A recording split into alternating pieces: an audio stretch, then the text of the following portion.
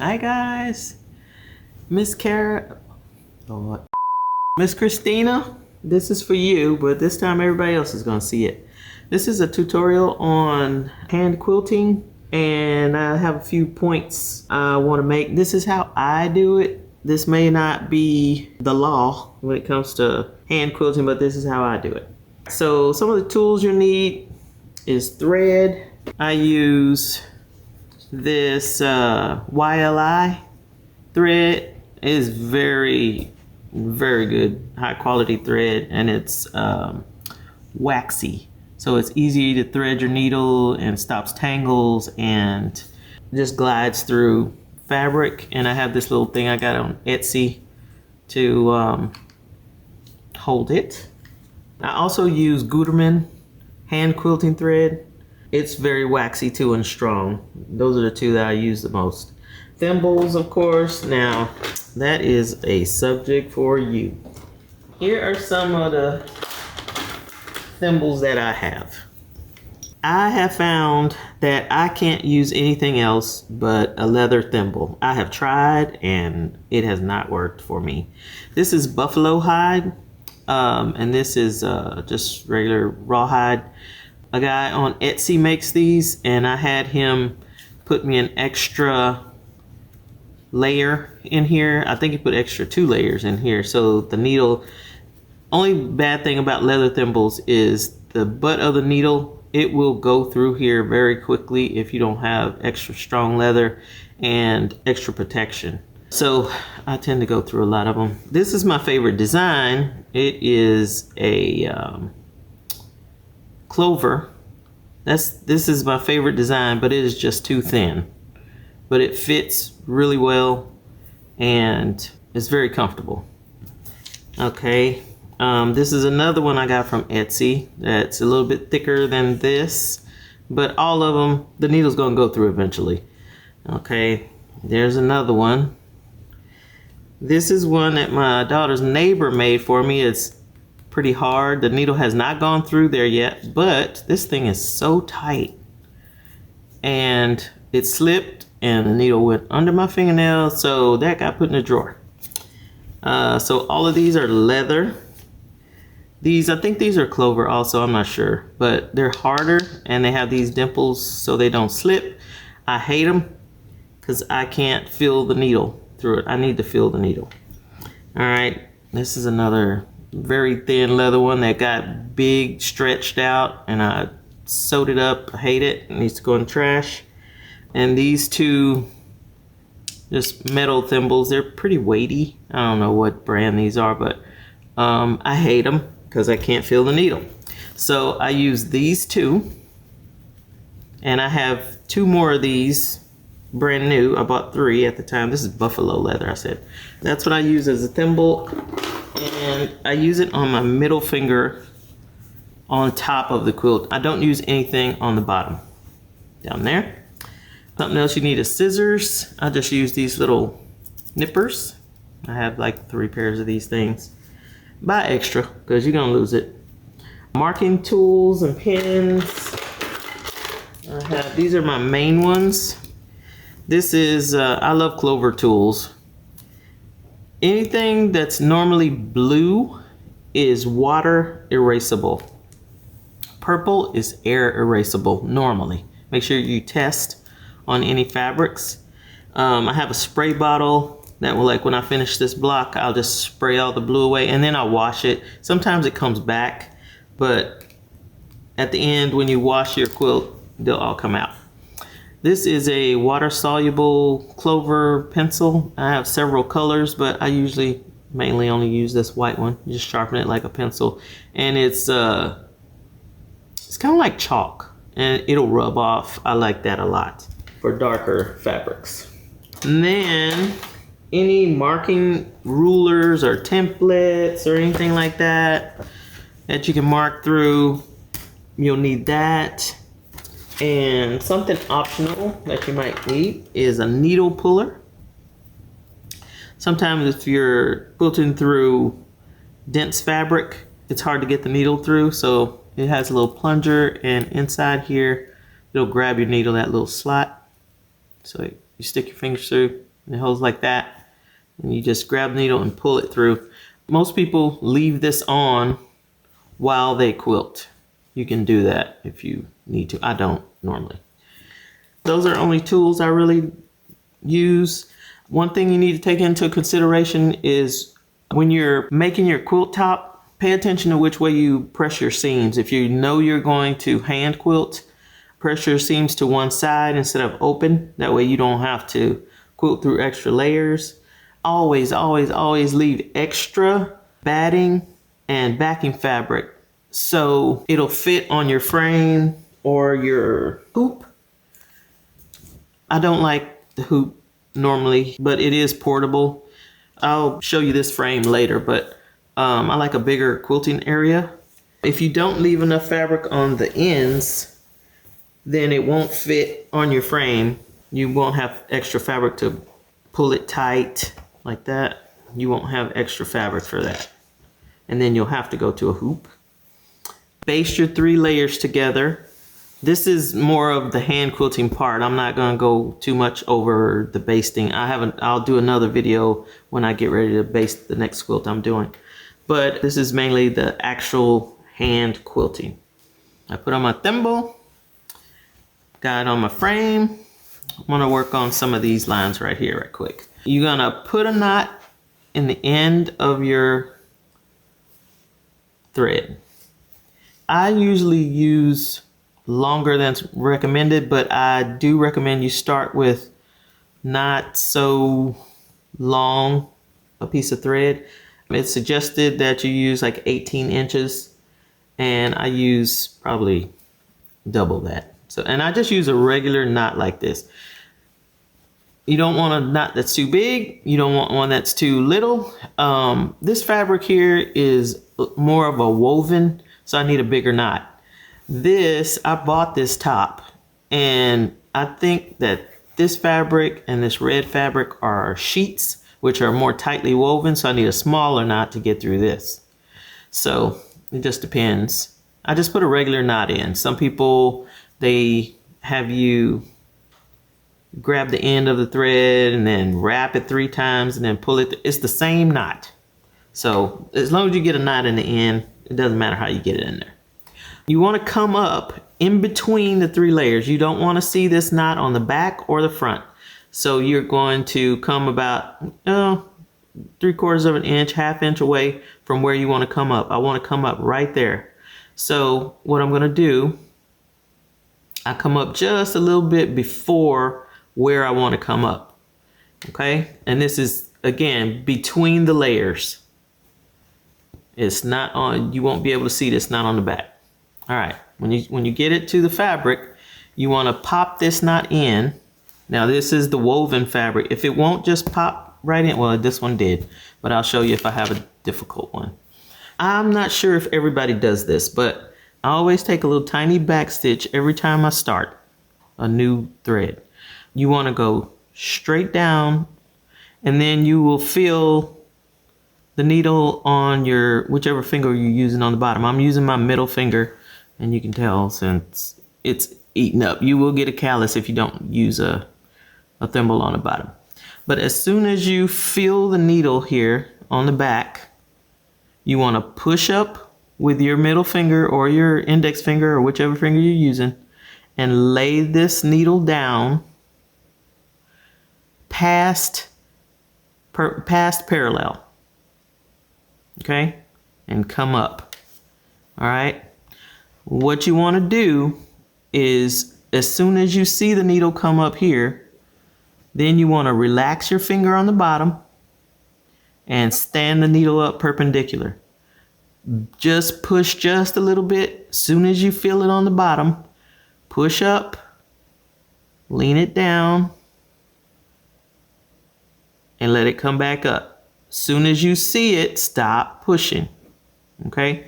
And you want the space that the needle makes and the space that the fabric makes to be the same distance. That's what gets you even stitches, and that's what you're aiming at. Don't worry about how little the stitches are right now. You want to get even pretty stitches is what you're aiming at, and the small stitches will come. Okay, I use a size 7 bowhen, I guess that's how you say it, bowhen between. Okay, and that's a pretty big needle for most traditional quilters. It is absolutely not true that you have to have a tiny, tiny needle to get tiny stitches. It is not true. I don't care what anybody says. One benefit to having a longer needle is you can get more stitches on before you have to pull it through. With the smaller needles, they seem like they're harder to handle, they're harder to thread, and you can't take very many stitches before you have to pull through. So let's get back to this rocking stitch. You want, well, I'll show you my light here too in a little while. Once you get it through there, you want to make it look the same size, the fabric and the needle space. Okay, and then you relax your finger underneath, stand your needle up. When you feel it on the bottom, as soon as you feel it on the bottom, you push up with your middle finger and lay the needle down again. And come up, and as soon as you see it, stop pushing. Relax your finger, push down. As soon as you feel it, push up. You can tell if it's going to come back up or not. You can put your finger, this thumb, in front of the needle to help it come back up. And then when you think you got enough stitches, you just push it all the way through like that. And then I use my finger on the bottom to push the needle through so it's enough for me to grab. Okay? And you just pull it through. And you don't pull it tight. You just pull it just enough. And I usually run my finger like this so I don't have a tight thread. So again, you're gonna gauge this first stitch after you pull through is always hard because you don't have anything to kind of gauge the size of your stitch. So always go a little smaller than I think. Like if I think it's supposed to be right here, I'll move it back a thread or two. I don't know why that works, but it just works. Anyway, you push your needle down with your top hand. The middle finger on the bottom is pushing up. As soon as it comes through, you relax your finger a little bit on the bottom. Stand your needle up. As soon as you feel it on the bottom, you lay the needle down and push up with your bottom finger. That's what you're doing. And once you get a rhythm, the size and all that will come. When I get going, it goes pretty quick. And just pull through. If you can only get 1 or 2 stitches on, then just do 1 or 2 stitches. When you're going through seams, if you have to go through a seam, you might only get 1 stitch in there. All right, so let's try it again. Perpendicular, you're balancing your needle here. Push up from the bottom to help your needle come up. Lay your needle down on top. Barely coming through. And you're up and down. When you're going down on top, you're going up on the bottom. When you're going down on top, you're going relaxing your bottom finger. And if you see like that, that's way too small. It didn't work right. Just back it up a little bit. Right now, I would try for at least 3 stitches if you're new. I'm gonna turn this thimble around before I stab my finger on a hole. Okay. Same thing, and it's just the same thing over and over and over. I noticed that I usually don't use my thumb very much until I'm ready to pull the needle through, but you can put it down there every single time. That will help you get smaller stitches.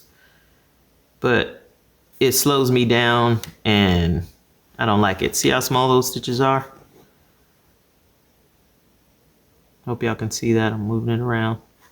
but I don't require my stitches to be that small. 8 to 10 stitches is what I can get normally, and that's decent, and I'm happy with that. All right, before I show you how to bury the knot, this is the previous part that I have stitched, and you can't really tell how small your stitches are. Well, you can, I guess, but once you erase your markings, you can see it better. It's pretty even. The tension's pretty good. When you are ready to end, say you were getting down close to the end of your thread and you needed to end your quilting. Now this is how I do it, and then I'll show you another way that's commonly done. The way I do my knots is kind of different. So I just grab this thread at the bottom and put my needle under here and through that loop, and I hold down here at the bottom. A lot of people want to get their knot that close, like really, really close. I don't do that. I'm aiming for like a 1/2 inch, like that. And then I do it again. The second time I grab my knot and I just have my fingernail catch on the knot. That way I can control where it goes. So that's 2. I don't want to do any more than 2. Sometimes on this woven fabric I'll do 3 if I think it's going to slip out. But this whole thing is going to shrink a little bit when I wash it. And if I put it right down close to the fabric and I pull it through, it's going to mess my tension up, which I don't want to happen. So now you're going to go 1 stitch away, or like a 1/2 stitch away from where your thread's coming out right here. Put your needle in between the layers, like that. This is not on the top or bottom, and you come up away, somewhere away from where you're ending. You get your knot on the fabric and pull it through, and it'll pop. And it should just pop right in, and you need to have some kind of resistance. That means it's big enough where it won't pop out. Okay, and then pull it up, and be careful, don't cut your quilt. And you rub it, and then boom, your knot is hidden. And I usually go like this to spread it out, and that's pretty much it. Right here, when I'm quilting and I have corners, I'll quilt up to the corner, and then I'll do a little tiny back stitch and then head this direction. When I get down here, I do a little tiny back stitch and head this direction at every corner, so it doesn't pull. To me, it messes up your tension if you turn the corner and you keep going, it pulls. So if you do that little tiny back stitch, it'll pull. And if you do the back stitch, if something comes loose one day, chances are it'll stop right at that back stitch and not keep unraveling and unraveling where you have to do a long section. So that's what I like to do. If you have any questions, leave them in the comments below. This is just a quick tutorial. I will, at the end, show what I've done so far on this quilt. All right, this is a light that I use. It's rechargeable, and it's a clip-on. It clips on perfectly on the edge of my frame. They use this for pianos to read sheet music. I found this on Etsy. I'll put a link in the description. And it has like 5 different brightnesses, 5 or 6. And you can also press and hold, and it'll change the color temperature. See that? And then, see, that's real yellow. I don't like that. But it's pretty versatile, and it just recharges. And then I wanted to show you a little bit of this frame. I have towels on here to keep it from slipping, but it's just a stand here, and you can tilt with these knobs. Very easy to put together. You just lay the part that you're working on over it, And then you take this thing,